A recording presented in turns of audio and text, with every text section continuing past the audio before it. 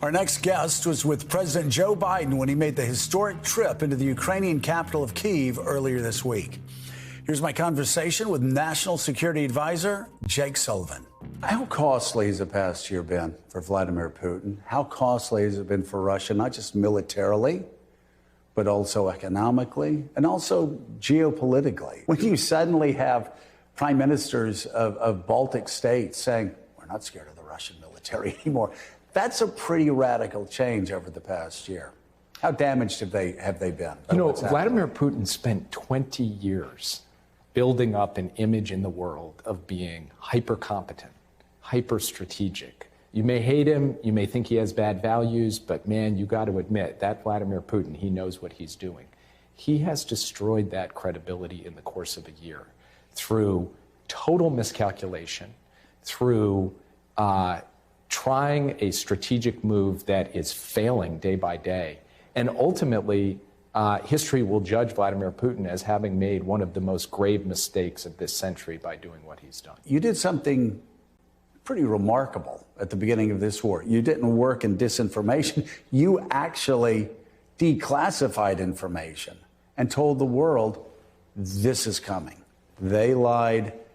You said, we've got the receipts. And we're actually telling the Ukrainians an invasion's coming. We basically recognized that Russia was going to run its standard playbook.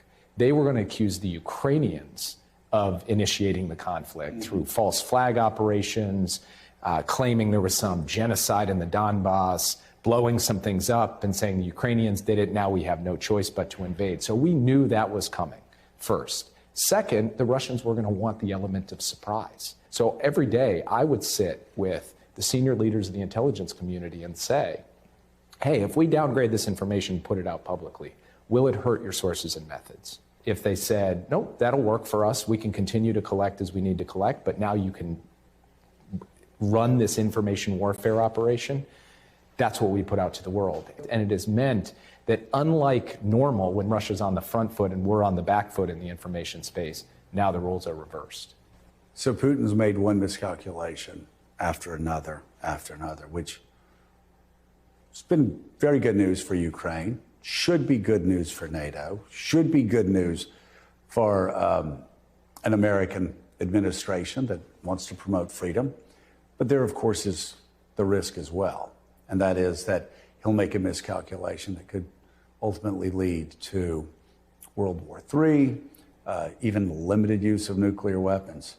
How do you balance that? For us, the right balance has been to be extremely aggressive to the tune of tens of billions of dollars of advanced weapon systems in providing Ukraine the means to defend themselves, to be forward-leaning in the sharing of intelligence, but to be consistent in saying that American troops are not going to fight in Ukraine, and to consistently message to the Russians through multiple channels the costs and consequences of them choosing to use nuclear weapons or choosing to attack NATO, and also to carefully manage any possibility that this thing spins out of control in a way that would produce World War III. And how long can Putin afford to send 8,000 to 10,000 men to their deaths every day? Well, I'm glad you put it that way, because the other thing that they have as a kind of bizarre asset is a complete disregard for the lives of their soldiers.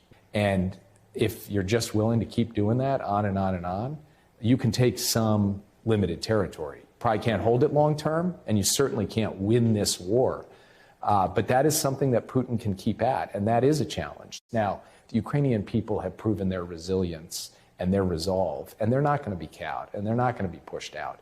But it makes it challenging. We have to think about how we get support to the Ukrainian economy so that people can put food on the table and send their kids to school. So this is not just a military effort. It is a whole of society effort. And how confident are you that the United States will continue to be able to support Ukraine at the levels we have over the past year, with Republicans now controlling the House? And NATO. NATO's alliance has strengthened over the past year.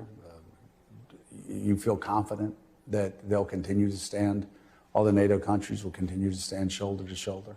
Every time that we have put a package up for a vote in the Congress has added funds.